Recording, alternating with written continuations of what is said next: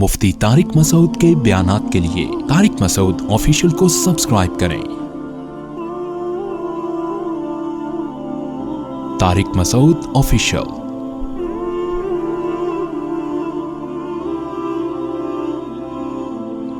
पहले ज़माने में लोग अपनी बीवियों पे तोहमतें लगा देते थे, ये ज़िना है, ये मेरा बच्चा नहीं है, बच्चा पैदा हुआ ना मेरा नहीं है।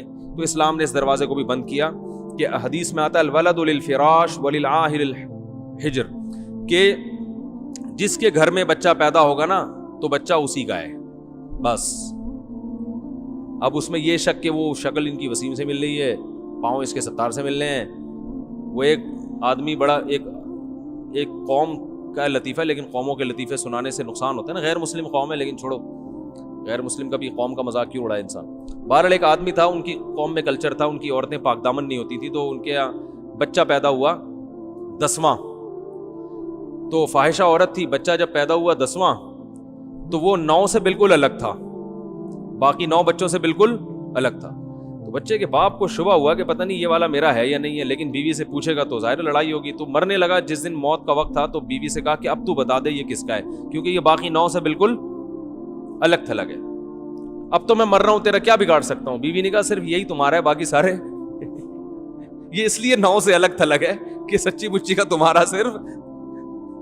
बोलो भाई, ये तो जिस कल्चर में ये हो, ये जो गर्लफ्रेंड बॉयफ्रेंड का कल्चर आ रहा है ना, अल्लाह ना करे कल यही होगा, और ये होना शुरू हो गया है।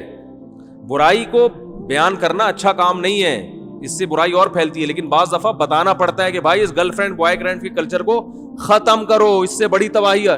मैं आपको बताऊं, यही मेरे पास लोग आए हैं कि बच्चा पैदा हो रहा है, शौहर को शक है कि पता नहीं किसका है ये अब हमारे कल्चर में भी शुरू हो गई ये चीजें, क्योंकि शादी से पहले इतनी लड़की की बॉयफ्रेंड बन चुके होते हैं कि मर्द को, अगर मर्द में जरा सी भी कोई कमजोरी है ना, कोई ऐब है, तो मर्द को शुबा होता है कि मेरी बेगम कहीं किसी और के पास ना जाए। जिनके यहाँ गर्लफ्रेंड, हर एक का नहीं है अल्हम्दुलिल्लाह, खैर गालिब है, गर्लफ्रेंड बॉयफ्रेंड का कल्चर जिस मुआशरे में होता है ना, वहां ये सिस्टम शुरू हो जाता है।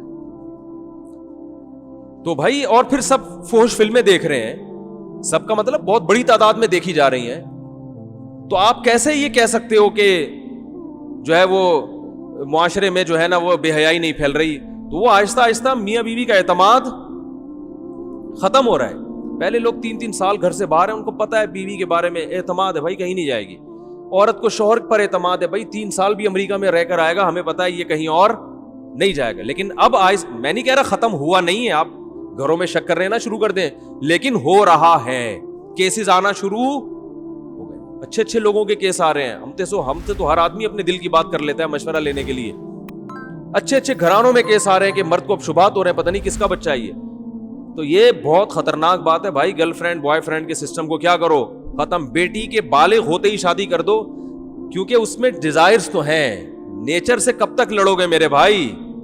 लड़की का दिल चाहता है कि लड़के से दोस्ती लगाए, ये दिल की चाहत है, ये चाहत गलत नहीं है।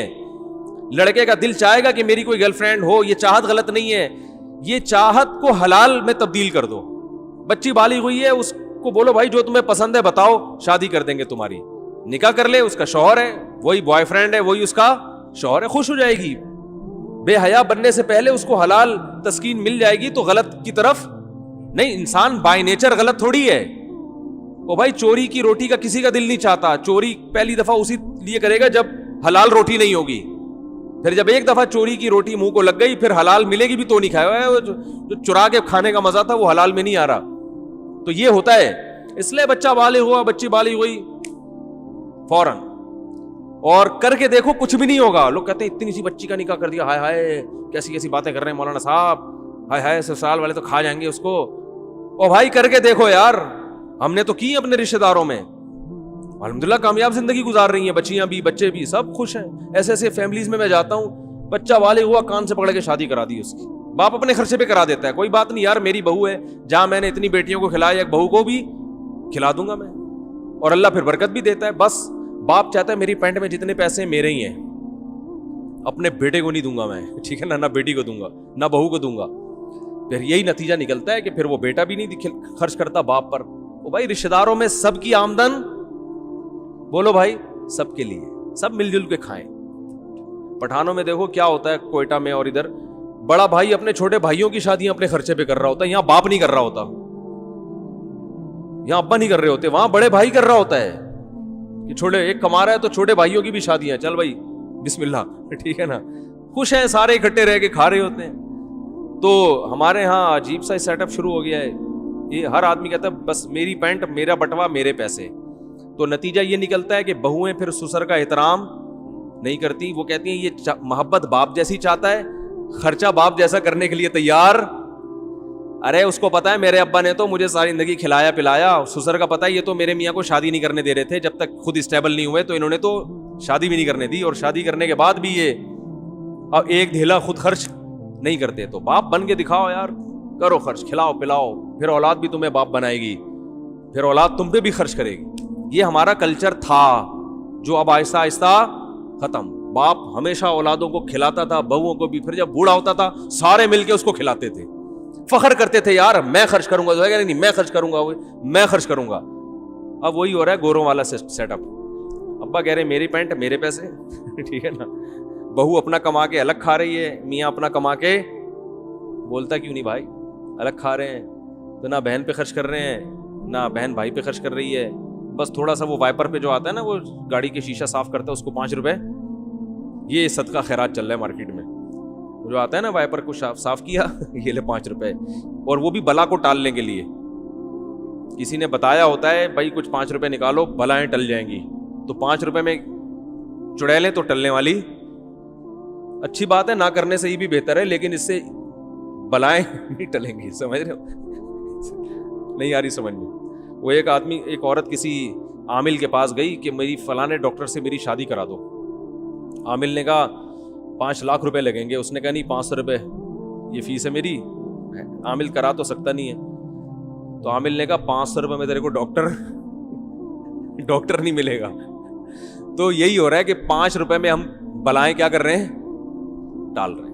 ایسا کرو گے تو کوئی بھی نہیں آئے گا. تو اللہ نے زنا کی سزا بیان کی کہ نفرت, اور پھر یہ حکام بیان کیے کہ مرد کو اولاد کی نفی کی اجازت نہیں. آپ کے یہاں بچہ پیدا ہوا تو شروع سے ہی پاک دامن عورت سے شادی کرو, نہیں کی تو اب جس ڈیزائن کا بھی پیدا ہو رہا ہے آپ کے کھاتے میں ہی ڈالے گی شریعت اس کو. سمجھ رہے ہو, نہیں آ رہی بات سمجھ میں. اب آپ کو شک کرنے کی اجازت نہیں ہے. اگر آپ کو یقین ہے کہ اس نے زنا کیا ہے تو اسلام کہتا ہے کہ یا تو 4 گواہ لے کر آؤ, یا عدالت میں جا کے 5 قسمیں اٹھاؤ عدالت میں, اور یہ کہو کہ اگر میں جھوٹ بول رہا ہوں تو مجھ پہ اللہ کی لعنت. اس طرح سے عدالت میں قسمیں اٹھائی جائیں گی. اس کے بعد عدالت عورت سے قسمیں اٹھائے گی. عورت اگر اقرار کر لے کہ میں نے زنا کیا ہے تو عورت کو رجم کر کے مارا جائے گا, اور بچہ پھر باپ کی طرف منسوب نہیں کیا جائے گا, وہ ولد الزنا بچہ کہلائے گا جس کا باپ نہیں ہوتا بیچارے کا. اور اگر عورت اقرار نہیں کرتی تو عورت کو جیل میں ڈالا جائے گا کہ بھئی یا تو زنا کا اقرار کرو یا انکار کرو.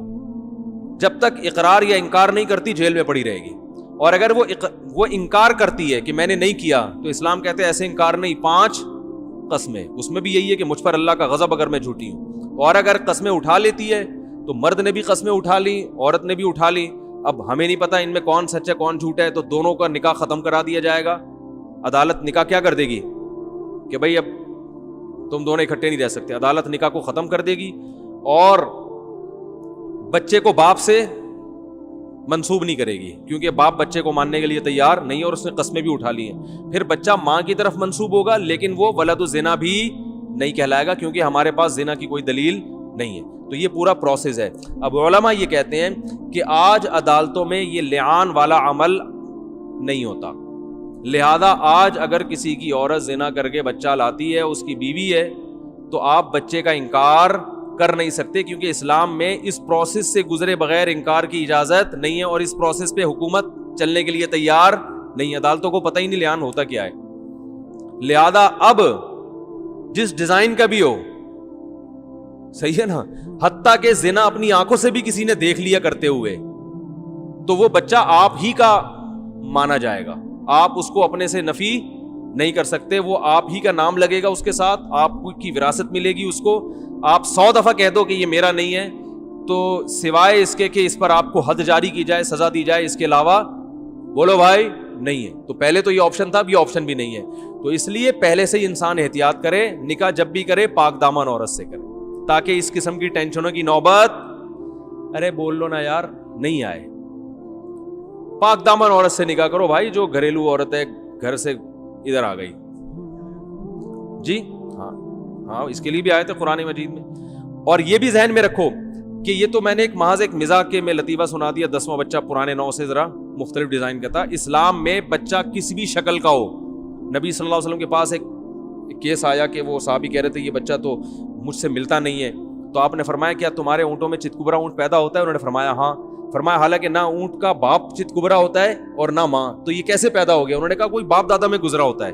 تو آپ نے فرمایا ایسے انسانوں میں بھی ممکن ہے کہ بھائی بعض دفعہ دادا پہ شکل چلی جاتی ہے, بعض دفعہ پر دادا پہ.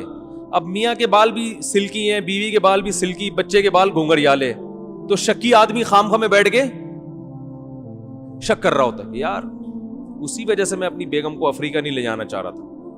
شک آدمی اس طرح کرتا ہے نا. تو حدیث میں کیا سکھایا ہے بھائی؟ شک کرنے کی اجازت نہیں ہے, ہو سکتا ہے باپ دادا میں کوئی گزرا ہو. تو یہاں کسی بھی شکل کا, دونوں سفید چٹے ہوں اور لڑکا کالا کولا بالکل اندھیرے میں نظر ہی نہیں آ رہا, اتنا بلیک پیدا ہوا ہے, پھر بھی وہ آپ ہی کا ہے. اس معاملے میں شک کرنے کی اجازت بولو بھائی نہیں ہے. لوگ کہتے ہیں ڈی این اے ٹیسٹ سے, اسلام میں ایسے موقع پہ ڈی این اے کی بھی اجازت نہیں ہے. بس میاں بیوی کے پیدا ہوا تو اسلام نے اس کو چھپایا ہے, باپ ہی کا ہے, ڈی این اے کی اجازت نہیں ہے. آپ کو نہیں آ رہی بات سمجھ میں؟ اگر ڈی این اے کی رپورٹ میں آ بھی گیا نا کہ کسی اور کا ہے تو پھر بھی وہ آپ ہی کا ہے. اسلام اکارڈنگ ٹو شریعہ اس کی اجازت نہیں ہے. اس میں حکمتیں ہیں, مصلحتیں ہیں. اس لیے کہ اسلام نے کہا بھائی زنا کی تہمت لگاؤ گے تو آسانی سے نہیں, کیونکہ یہ اگر کہہ دیا میرا نہیں ہے اس کا مطلب تمہاری بیوی نے زنا کیا ہے. بیوی نے زنا کا مطلب تو اس کو بدکار کہہ رہے ہو, بدکار کہہ رہے ہو تو پھر جاؤ عدالت میں جا کے 5 قسمیں اٹھاؤ. ایسے ہی نہیں کہہ سکتے کسی کو آپ. اور ہمارے یہاں دیکھو بات بات پہ زنا کے الزامات لگتے ہیں کہ نہیں لگتے؟ تو زنا کا الزام لگانا اسلام میں آسان کام نہیں ہے. اس لیے اپنی زبان کو لگام دیا کریں. بات بات پر وہ زانی ہے, وہ یوں ہے, وہ فلانا ہے, اس نے یہ کیا, تو بھائی اس پہ 4 گواہ ہونے چاہیے. نہیں تو الٹا شریعت کہتی ہے اس کو چترول لگاؤ اگر 4 گواہ نہیں ہے تو.